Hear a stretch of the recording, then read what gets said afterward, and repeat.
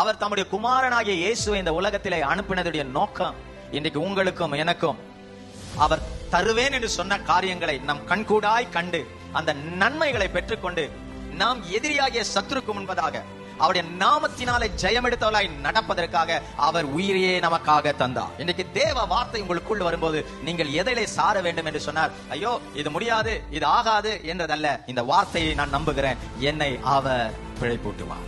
இன்றைக்கு மனுஷன் அநேக காரியங்களை குறித்து கவலைப்படுகிறான். கவலை யாருக்குள்ள வரும் என்றால், தன்னை படைத்த தன்னை உருவாக்கின தேவன் மேல் நம்பிக்கை அற்றவன் தான் கவலையில் மடிந்து போவான். இன்றைக்கு என் வாழ்க்கையில ஒரு அற்புதம் நடக்கும் என்று நீ நம்புவாய் என்றால் இயேசு உன்னை தூக்கி எடுப்பார்.